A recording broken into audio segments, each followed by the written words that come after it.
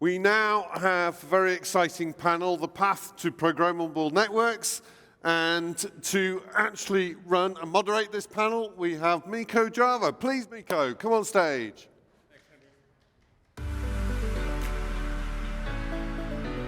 Let's welcome in our panel to the stage. Please come in.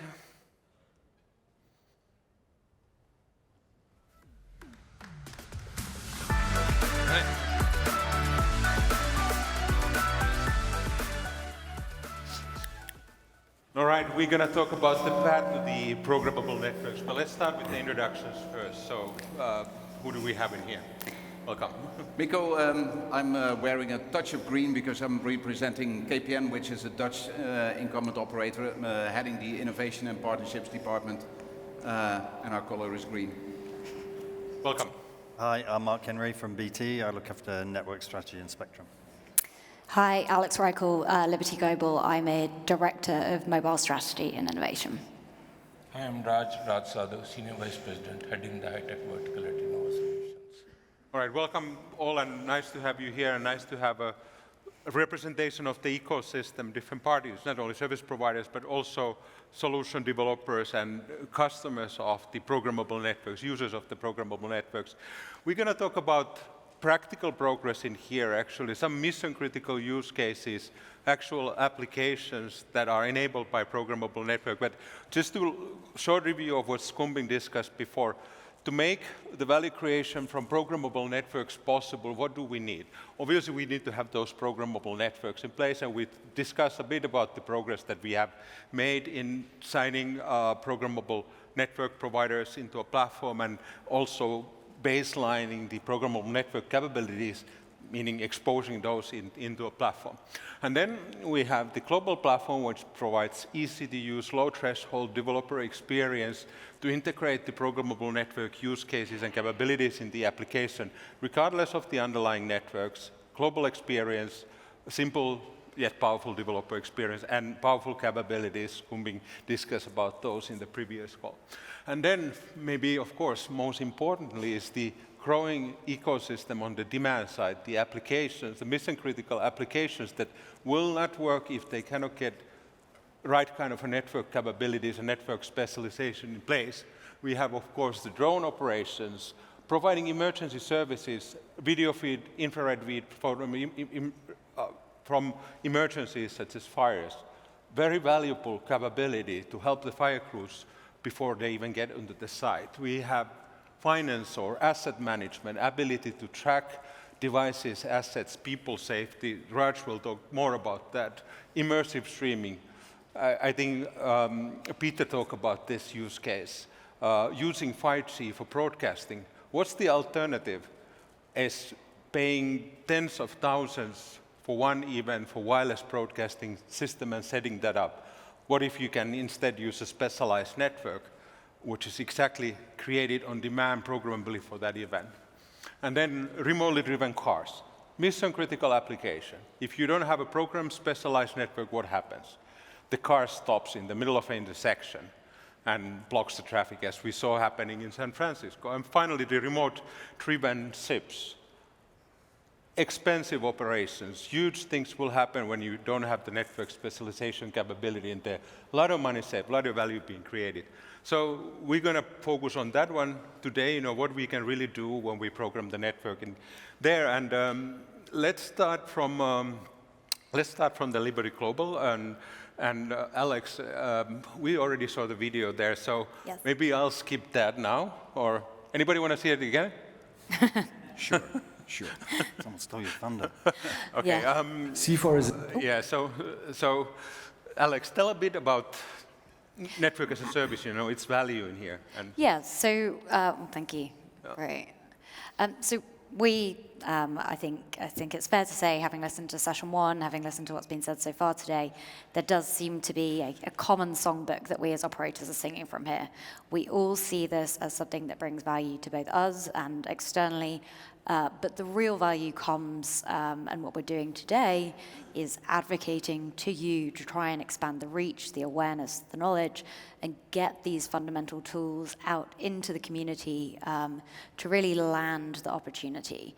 And to do that, we have designed, and I say we, Open Gateway, the channel partners, the telcos, we're all collectively designing this in a format which means that we are exposing APIs, we're exposing our really basic network functionality in a way that can then be used for a variety of things beyond the traditional communication concept of what a network is capable of.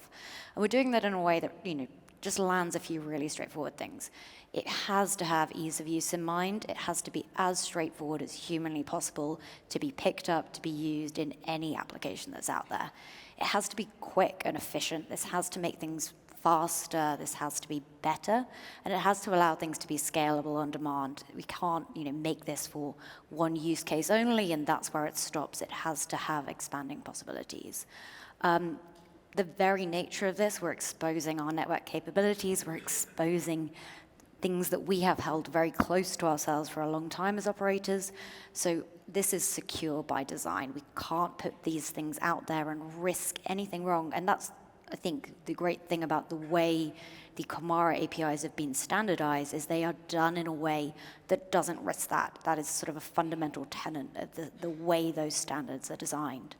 And the real upside of this is that there are lots of new opportunities that come from this. This isn't just us, being more efficient at what we do, customizing our products better, internally reorganizing and automating. This allows us to think about, allows us and an entire community out there to think about what can be done with that network functionality in a really exciting way, thinking about verticals that we wouldn't normally engage with, encounter, and I think that's what this is all about. In terms of specific use cases and the way this is being structured today, a lot of those first networks as a service, open gateway trials, the things that were sitting here a year ago, where we have an API, we have decided this API exists, we have a supply and a product to offer, and we will very simply and straightforwardly offer that out there, often in a demonstration format to show what the network was capable of. We ourselves internally with VodafoneZiggo, who's our Dutch operator, ran a collection of trials about what we could do using the home gateway, using CPE management to allow our customers to have differentiated services. Vivo, who's one of Telefónica's operators out in Brazil, ran a trial where they, looked into transaction security, and then T-Mobile did a very early trial about remote maintenance. Again, all of these just using a single API and thinking about it in a straightforward way. What's happening here, there are loads of demos out there in the hall. You will see them on almost all the telco stands, all the channel partner stands about this. And what's interesting this time is they're combining functionality. This isn't taking an API in isolation.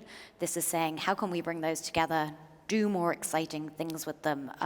The video you just saw, the vessel control solution, that is something that we, our Belgium operator, Telenet, the Nokia team, and really, really importantly, a developer and an end user designed together. We didn't come up with this in a room where we just came up with ideas. We didn't come up with this in a technology lab. We went and spoke to end customers about what they wanted. We involved a developer from the start in designing this to be as efficient and as usable as possible.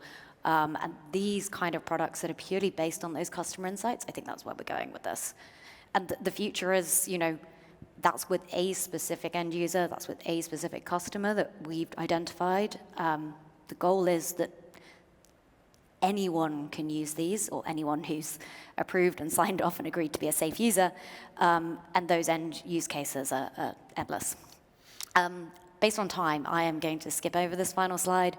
This just talks about the process that we go through in getting from, taking that API all the way through to launch. But I think, the exciting things are to come.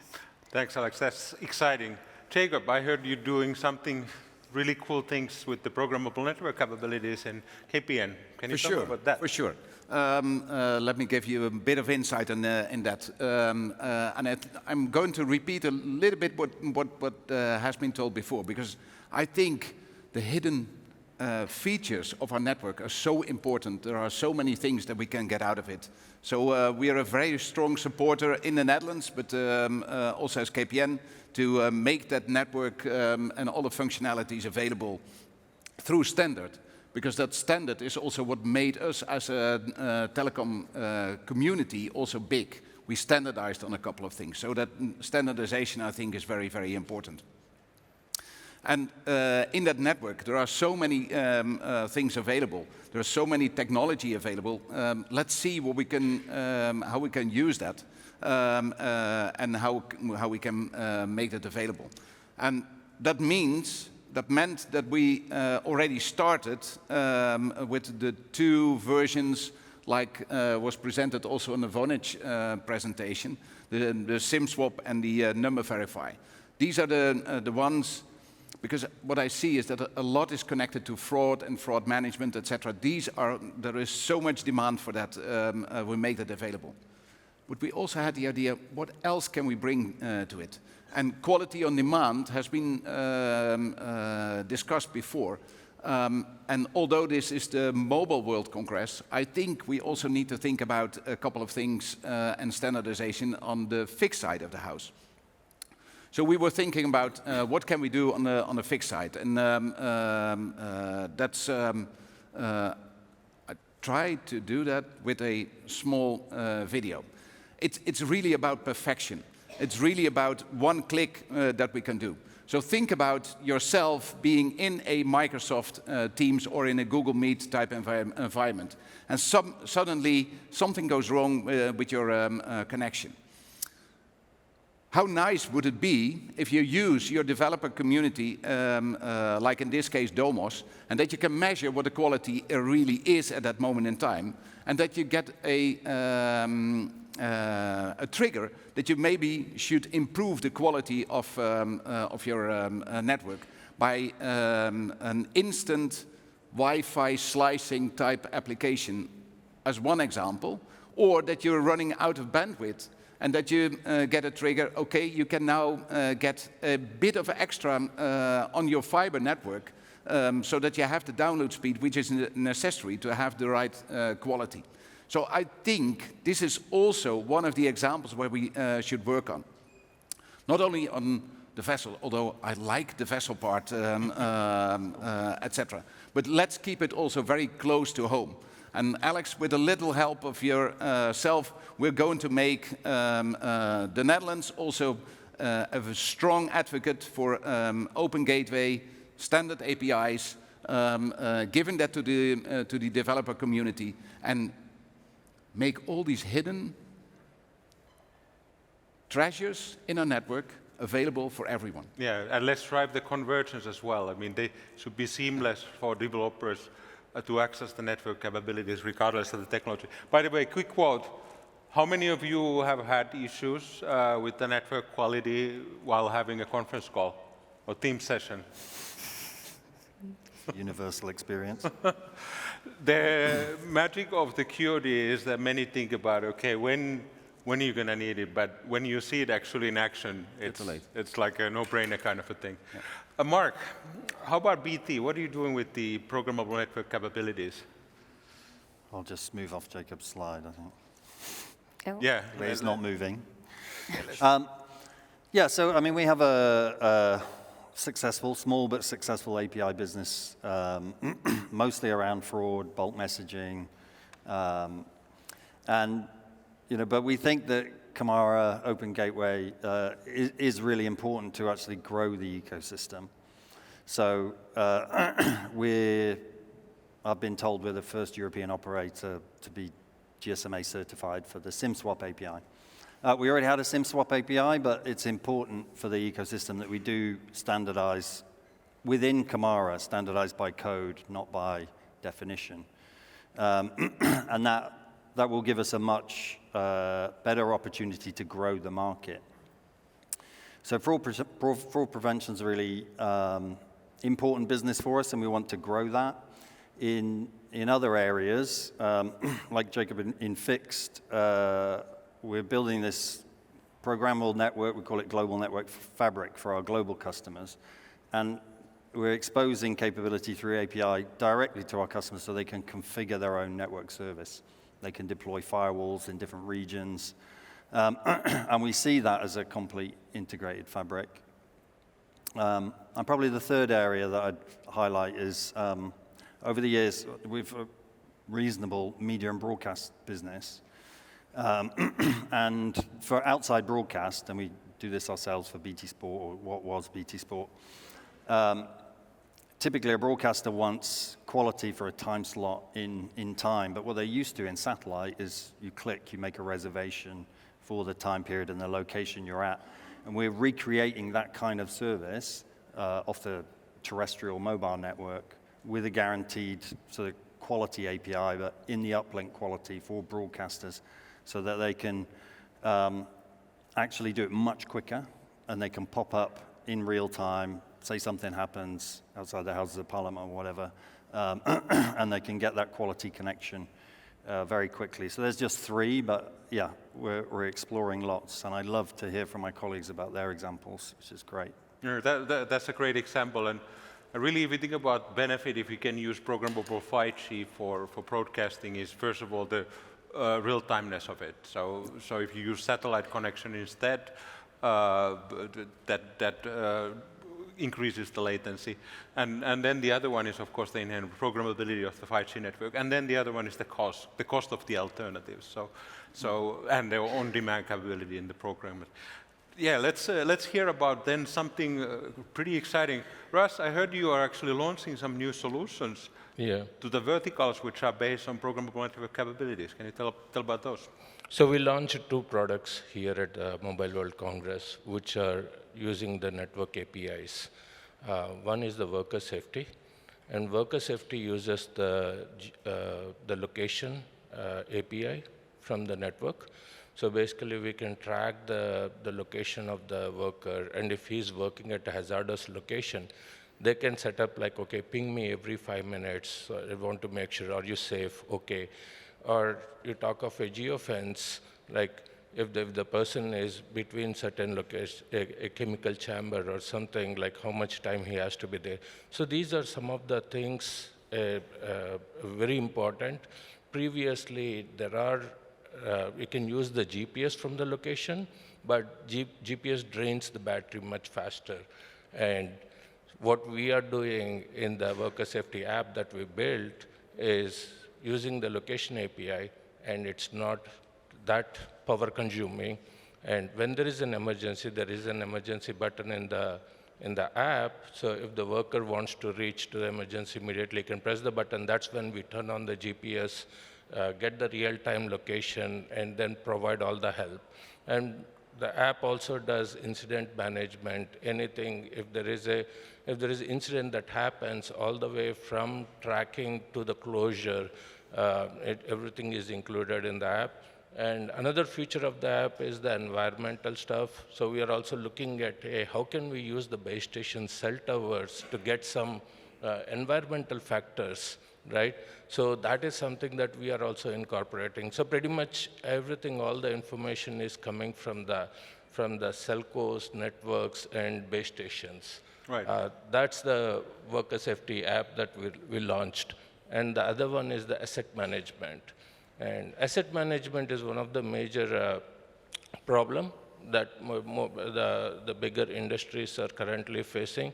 So what we are doing is, once again, it's the location API inside the asset management software to track the assets, monitor, and even understand when they have to be serviced, all that stuff. So it's a total end-to-end software that we built, and the primary backbone for this whole software is the network API and location API. So there are a couple of other things that we are using. One is the subscriber information, number validation APIs. So, I mean, all of us, we are signing up so many new services, and it requires a lot of typing. Imagine you enter your number, and then you get a message to say, hey, are you willing to share your information? So you go to the network, get the subscriber information, autofill all the data, and it basically solves 15 text boxes, right? And that's one simple use case of subscriber user information. Yep. There is another thing that we are looking at is the CAPTCHA. How can you simplify that CAPTCHA process, right, using this simple number validation? So these are some of the softwares that we are currently working. And we also have the finance application, like to detect the fraud situation. Like if you are using your ATM card in a different country, based on the number, based on the location, all that, how can we validate, auto-validate, and say that it's a genuine transaction versus a fraud transaction? So it basically simplifies the lives, like because the banks automatically shut down your card and you are in some foreign country. So we thought this is a very useful case, and our customers also wanted us to implement as soon as possible. Yeah, and I wanted to ask a bit more about that. So how's the initial customer response for these solutions? So Innova Solutions is a global SI, system integrator. So we have most of the Fortune 1000 customers are our customers. So we reached out to our existing customers and we said, hey, we are already doing a lot of IT operations, and we want to implement this worker safety. And they were like, okay, it's this thing, and it's such an important application, because right now they're using multiple applications to solve the same problem. That's one. And how can you actually simplify the process, and how can you integrate into the main centralized systems? And they were really happy that it's much simplified, and it's no OpEx cost. Basically, it's a subscription model. So it's not a cost to the customers too. All right, that's great to hear. Great validation and value proposition in there. Alex, can you tell more about your experience working together with IMEC and then the CFAR, the end consumer of the applications? How was the developer experience, and then what kind of new plans do you have in terms of use cases and adoption? Yeah, so I think just first to say,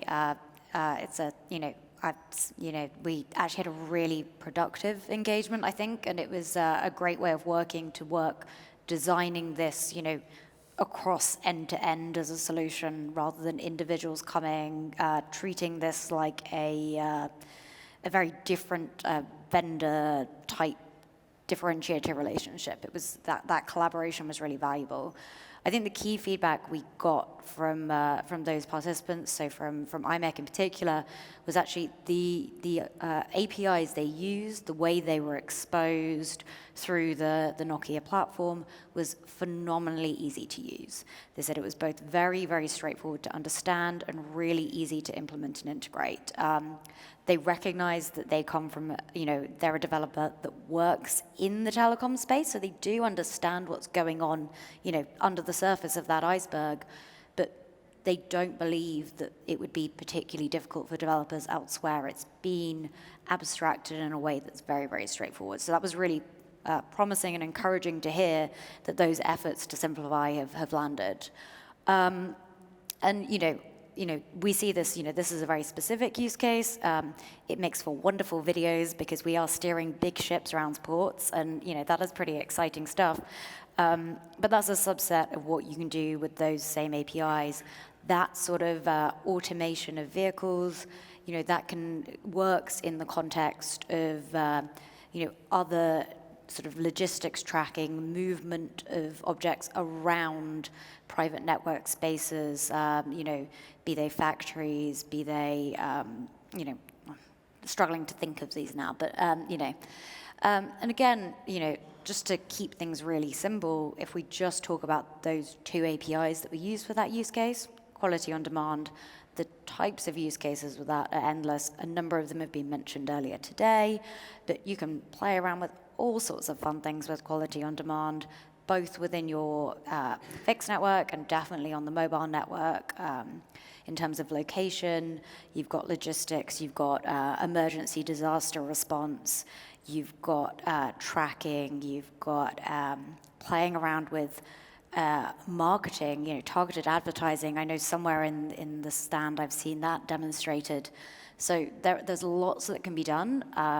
And we sit here, or certainly I sit here, knowing I can't even think up a minute percentage of the things that could be done with these, because I'm not close to the customers in those verticals, and it needs to be discovered and exposed. And really, hopefully what's happening here is we're advocating to people who do know those customers well. Okay, thanks.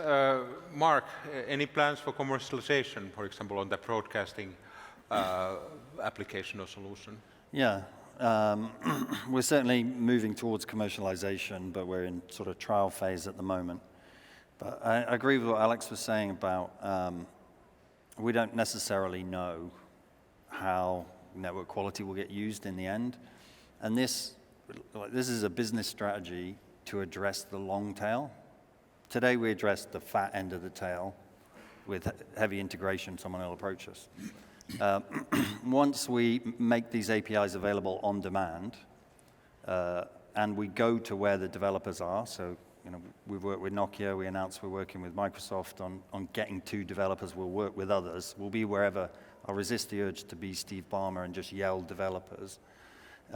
We'll go where the developers are, expose it on demand, and then that long tail, we should see people do things with it that we have not thought about. Exactly. And the long tail is lots of people using it in different ways that gives you a volume. And then the market will grow for all of us. That's why country collaboration is important, to do it at the same time, to get the exposure and scale. But for the whole telco ecosystem, that's how we'll grow the market. It is an enabler that we haven't really had before, and I do feel it is different to all of the developer initiatives we've had before, primarily because we're not doing this top-down standardization. It's standardization through Kamara in code. Right. Exciting comment on the long tail especially. I mean, I think it's now important already that we, while of course most of the use cases come from the fat end, or whatever you call it, is that we err on the side of simplicity, meaning that we already build for the long tail and provide even the enterprise heavy-duty developers who build solutions, that kind of a simplicity, so that they can actually free their mind for the innovation and building the end-to-end solutions. Jacob, that cool Teams use cases, is it becoming production or any other use cases which are It's absolutely the idea to get it in production, because we think now, you already asked how many people engaged with the same problem. But I'd like to stress that standardization is very, very important. And as said before, it should also be nationwide, but maybe even globally available. Everybody should use the same type of environment. The idea how to bring it to market is not only through the aggregator platforms, but also we are focusing as KPN a lot on what we call hybrid working. We see so many people working from home, then in the office, then etc. So there are companies that are really want to have that quality with the right security levels, etc. So let's see and let's use that go-to-market strategy as well through these enterprises that give their employees the opportunity to work from home with the right quality, but also with instant increases of quality on that fixed side of the network, whether it's in-home or whether it's on the fiber connection or the other broadband connection that there is. And for sure, it needs to be working in a mobile environment, but I think a mobile network in some cases is a bit easier to address because there is so much focus on that. Yep. So enterprise is also a go-to-market strategy. Right, right. Yeah, and I think there's a good call to action to everybody in here. Let's drive that standardization, the aggregation, and then, of course, the simplicity of adapting these kind of capabilities for the developers. I think we have a time for maybe 1 or 2 questions from the audience. If there's anything you would like to ask about the panelists, about their experiences, use cases, and concrete things that are happening.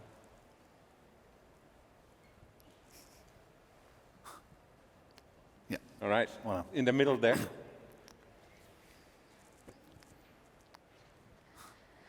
Somebody needs to run.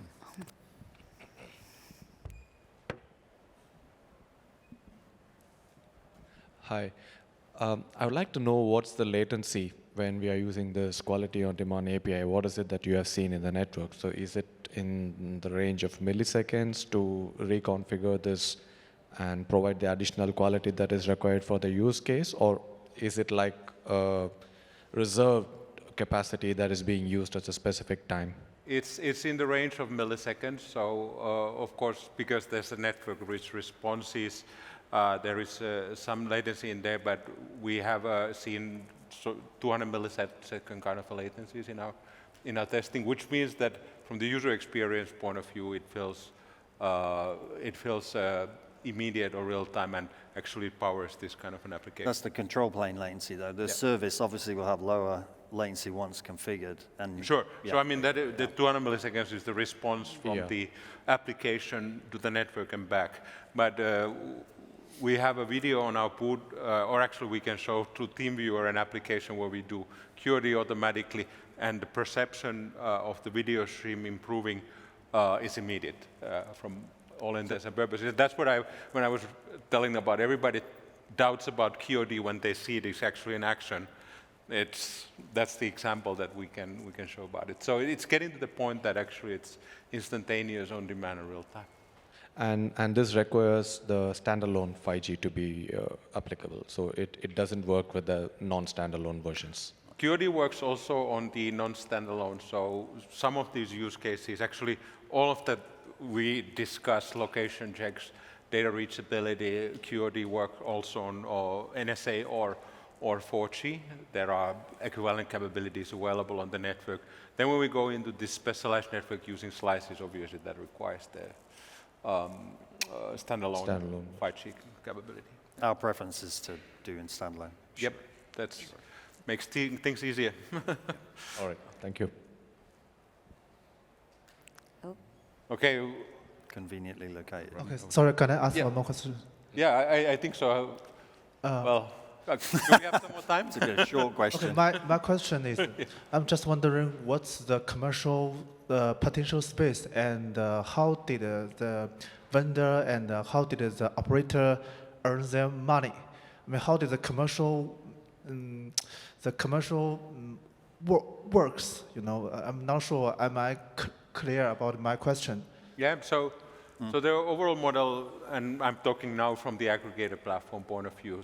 So the global aggregator platform that provides access to developers and of course to the enterprises that are then the developers represent or build applications for. So those enterprises, they pay for the aggregator platform for the capabilities they use, and then there's a revenue share with the service providers on the capabilities used. And I think as service providers, we have, optionality in our go-to-market. We have existing strong B2B relationships that we can go direct to that customer and we can sell direct. We have this opportunity, which is a revenue share. We can place the APIs in a variety of places, some of them that almost look like an app store style interface that, and we are being paid to place, it ends up becoming almost a two-sided market, that we are being paid when we place, and then someone else gets paid for selling that application that is made using our API, but we're fundamentally paid for the API being called. All right. Okay, I think maybe somebody's getting nervous. We have 3 minutes over time, so thanks everybody. Thanks for your attention, also for the questions. Thanks for the panelists. Right.